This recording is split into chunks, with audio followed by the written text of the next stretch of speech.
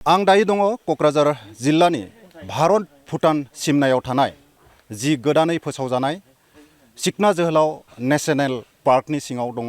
जिहेतु माखासे समनिफ्रायनो बेयावहाय बे हाग्रामानि बेसेन गोसा दंफां दानस्रांनाय, बेनि हाखौ दखल खालामनाय बे जाथाया सोलिगासिनो दङ आरो बेनि गेजेरावनो बनसु एबा बर' माहारियारि फरायसा आफादा दिनैनिफ्राय मोनसे गोथों बिथांखि लादों। जिहेतु 9 लाख दंफां फुलि गायनाय हाबाफारिखौ दिनैनिफ्राय जागायनाय नुनो मोनदों आरो बेहाय बे हाग्रामानि दिग्लि ओनसोलनिफ्रायनो बिथांमोना जागायनायखौ जों नुनो मोनदों आरो बेयावहाय आं नुनो मोनदों बनसुनि गेदेमा बिथांमोनखौ नुनो मोनदों। आं थोंजोङै बिथांमोननिफ्राय मिन्थिना लानि मा थांखिजों नोंथांमोना दिनैनिफ्राय बे हाबाफारिखौ जागायखो। बनसुनि जानानै नोंथांमोननि निउस चेनेलखौ खुलुमनाय थाबाय। दिनै जोङो थारमाने जोंनि एजुकेटिभआव जों बेखौ रिसार्च खालामदोंमोन जे बनसुनि एजुकेटिभआव जे जोंनि टाइम स्लेब जे जोङो एनादार 20 years बेक जुदि थाङोबा जोंनाव बेहाय बिराद ग्रेनारिमोन। दा आरो बेयो वर्ल्डआवनो डेन्स फरेस्ट होननानै मिथिनाय जायोमोन। दा बेखौ नायोबा दानियाव जों एनादार 20 yearsआवनो जुदि जोंना बिफां लाइफाङा जुदि जोबलांबा एनादार 20 yearsआव जोङो मा जागोन। दा बड'लेण्ड स्टुडेन्ट इउनियना सेपारेट स्टेट मुभमेन्ट नि थाखाय जोङो जा जगार खालामगासिनो दं। खिन्थु जोंनियाव मोनसे सोंथि फैबाय जे सेपारेट स्टेटखौ जे जों डिमान्ड खालामदों, खिन्थु जोंना गावनि सम्पतियानो गोमालांजोबोब्ला, गावनि गेजेरावनो इनक्ल'जार्स बाहेरा इनक्ल'जार्स बहुद फैयोब्ला बेयो बहुद एफेक्ट होदों। जे फरेस्ट दानफायनायल' नङा, बेहाय बाहेरानि जे इनक्रोचमेन्ट, जोंनि जे सेन्सास बाहायबो जोंनि होदों आरो जोंनि इक'नमिक, जोंनि थांनानै थानाय आरो समाज बेबस्थायावबो बे फरेस्टआव इनक्रोचमेन्ट खालामनाय बे खामानिया जोबोद इम्पेक्ट होदों। जोंनि फरायनायावबो होदों आरो बिभिन्न लाइनावबो होदों आरो बे गभर्नमेन्टनिबो मोनसे गिदिर बार्डेन जानानै फैदों। गभर्नमेन्टनिबो मोनसे गिदिर बार्डेन जादों। दा बेफोरखौ जों बहुद स्टाडि खालामबाय जे जोङो मा मावनो हायो, जे जोङो मा होनो हायो। दा बनसुआ बेखौनो सिन्था खालामबाय जे जोङो देग्लायनि जे फरेस्ट डिपार्टमेन्टआ बानायनानै होनाय जे सिबलिंआ 9 लाख दं, होमबा जों बे 9 लाखखौ जों गायगोन। जों बेखौ बिथांमोन सहाय होदों, बिथांमोनजों जों रायलायबाय। दा जों खावलायबाय गोबां NGOs, जेसेबां NGOs दं जेनेबा बाहाय सिखना जोहोलाव माल्टिपार्पस आरो माने वाइल्ड लाइफ बिनि मोनसे NGOs दं, बिथांमोनाबो मावगासिनो दं। इक' टास्क फर्स दं आरो भलन्टियार फर्स दं। दा बिसोर जों गासिबो मिलायजोबनानै जोङो खामानिखौ दिनै आराम्भ खालामनाय जादों। दा बेल' नङा, आरो जोङो इनभाइट खालामगोन जाहाथे कलेज स्कुल्स इउनिभारसिटिस बिथांमोनाबो जाहाथे इनभल्भ जानानै खामानिखौ मावो, लाफागोन। ओमफ्राय अबे जायगायाव गायगोन नोंथांमोना? दिनै जोङो दिग्लि होननाय बे जायगायाव जोङो स्टार्ट खालामजेनबाय। जे जोंनाव फरेस्ट डिपार्टमेन्टआ जोंनो जेसेबां स्पेस होगोन बाहायनो जों गायबाय थागोन। दा दाख्लैनि जे मोनसे दावराव जादों चिराङाव, बे जायगायाव रायपुर होननाय जायगायाव, दा बिथांमोनाबो जोबोद दुखु मोननाय फोरमायदों। दा बेफोरबायदि जायगाखौ जों गायहैगोन। दा खिन्थु जोंना DC बिथाङा माने माबानि बाहाना खालामनानै, जे मा होनो कड अफ कन्डाक्टनि बाहाना खालामनानै जोंखौ बन्द' खालामदों। खिन्थु जोंना टारगेटआ जोंनि एडभार्टाइजमेन्ट खिन्थु चिराङासोमोन आरोखि। थेवबो जाय हक जोङो दौरा दौरिबाबो दिनै बाहाय खालामनो हाबाय। जों एराउन्ड 350 जन मानसि जों जमा जादों। दा बयबो गायगासिनो दं, दा कन्टिनिउ सोलिगासिनो आरोखि। सिखना जोहोलाव नेशनेल पार्क होनोब्ला बेहाय गोबां रोखोमनि सिखिरि मोननो हायो। सेथियाव, नैथियाव मैदेरनि मेन थाग्रा थावनि सिखना जोहोलाव नेशनेल पार्कआ। बेफोरखौ बासायना लाखिनो थाखाय नोंथांमोना सरकारखौ मा बुंगोन? जिहेतु बेनि हाखौ दखल खालामनाय खोथा फैदों, बेनि बेसेन गोनां दंफांखौ दानफायनाय खोथा फैदों। बे खेथ्रआव नोंथांमोना स्टुडेन्ट अर्गानाइजेसन हिसाबै मा खावलायगोन सरकारखौ? जों बेखौनो खावलायगोन जे इभिकसन खालामनाया सलुसन नङा। इभिकसन खालामनाया सलुसन नङा। इभिकसन खालामनायनि सिगां माइन्डसेटखौ चेन्ज खालामनाया जोबोद गोनां। दे बेहाय नोंथांमोना जों सरकारखौ खावलायगोन, बेहाय गोदान टेक्न'लजिखौ एग्रिकालसार खालामनाय, फार्मिं खालामनायनि टेक्न'लजि लाबो, जेरै इजराइल टेक्न'लजि, आरो जेरै भार्टिकेल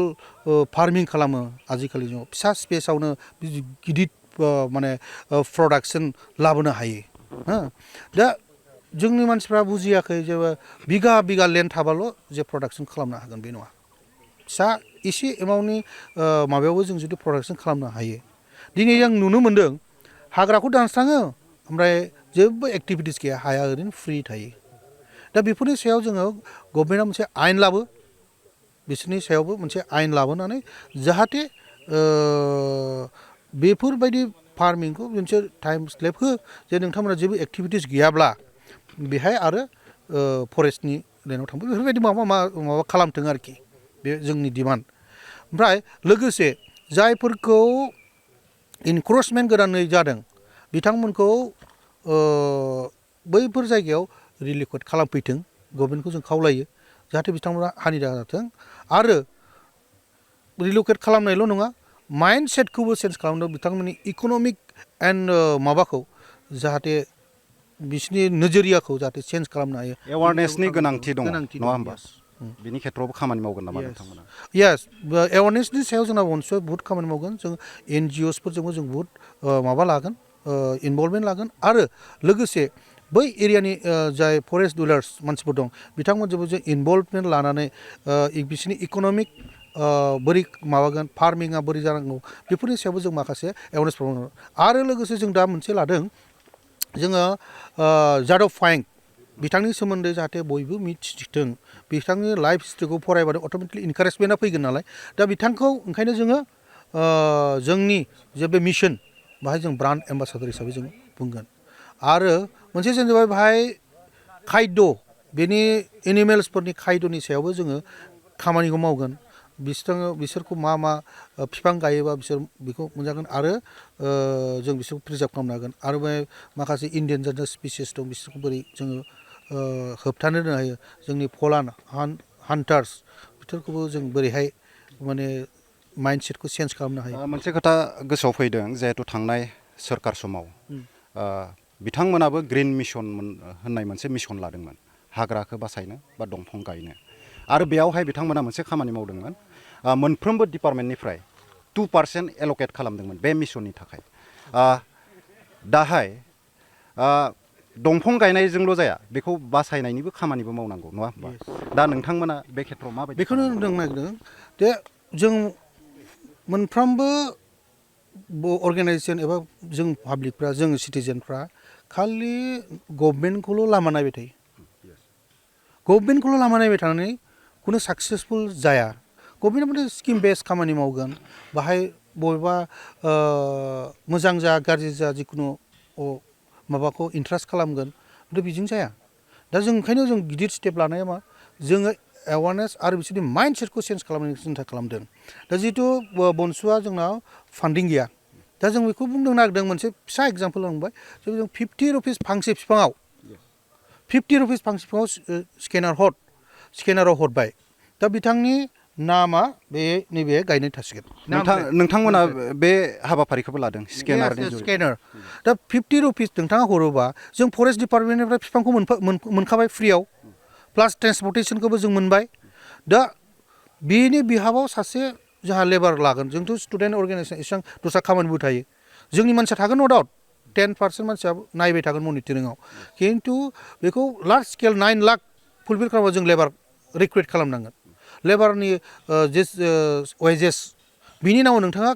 फांसे बिफांनि नामाव 50 रुपिसल' हर नोंथाङा जुदि 10टा गायनोबा नों 500 हर नैबे धरननि जोङो एवारनेसखौबो खालामदों जाहाथे बेखौ जाहाथे एकदम इनक्लुसिभ बे प्रजेक्टखौ जों बयनिबो मावनो हायो थारमाने फिजिकेलजोंल' मावनानै जाया नों गोजानाव थानानै दिल्ली मुम्बाइ जेरावखि थाया मानो नों 50 रुपिसखौ हर नोंथांनि थाखाय बिफाङा गायनाय थाबाय जोबनायाव रायजो राजाखौ मा खावलायगोन जे सिखना जोहोलाव नेसनेल पार्कखौ बासायना लाखिनो थाखाय मा खावलायगोन नोंथाङा येस जोङो गासिबो बिटिसिनि थागिबि बर' नन बर' जेसेबां दं बयखौबो जों खावलायगोन जे जोङो प्रथमाव बिफां थांनानै थाग्रोनांगोन बिनि उनावसो जों मानसि जिबनाव मोजाङै थांनानै थागोन आरोखि दा जोङो बेखौ जेब्लाबो गोसोआव ला जोङो मा होनो हाखो बिफाङाथ' मालाय बहुद होदोंमोन जोंथ' जेबो होनोनो हाया दा बेखौल' सिन्था खालामबाय थाबानो अट'मेटिकलि फैगोन दा जों खावलायो जाहाथे माने बे जे फरेस्ट एरियायाव फार्मिं खालामनो फैनाय जोंनि लेखा गोरों बिजनेसमेन बिथांमोना जाहाथे बेफोरखौ बन्द' बिनिफ्रायबो मोनसे इनडाइरेक्टलि बैसोरखौ इनकारेज खालामना होनाय जादों थारमाने हाखौ फरेस्टखौ दानफायबाय खम खरसायाव हाखौ जोंनि टाउननि मानसिया बायफैबाय 2 लाख 3 लाख पार बिघा वायरेस माने 1 बिघा फरेस्टखौ दानखाङोबानो बेहा 5,000 खरसा जानो हागौ हयथ' नाङाबो जानो हागौ बेखौ दानखांबाय ओमफ्राय दानखांनानै जोंनो बै माबाफ्रा फार्मिंनि नामाव बायफैबाय हा बेहाय मा जायो एकदम इजि मानि फैसा मोनगासिनो दं बेखौ बिसोरो बिदिनो मोनफा मोनफा बारायलांगासिनो थादों ओंखायनो बे जिनिसाबो स्टप जानांगौ जोङो माबानि नामाव गावनि जाथि माने सासे कनसियास सिटिजेन हिसाबै बेफोर खामानिखौबो एसे गोजानाव थानानै मावनांगौ आरोखि साबायखर थाबाय जिहेतु आं फिन बुंबावदों बेनो जाबाय सिखना जोहोलाव नेशनेल पार्क सोनाब आसामनि मोनसे सम्पद अर्थात बिटिआरनि मोनसे सम्पद जि सम्पदखौ बासायना लाखिनायनि साफ्रोमबो नोगोरारिनो बिबान दङ आरो बे बिबानखौ गिबि खेबै बनसु मुंनि फरायसा आफादा दिनैनिफ्राय जागायबाय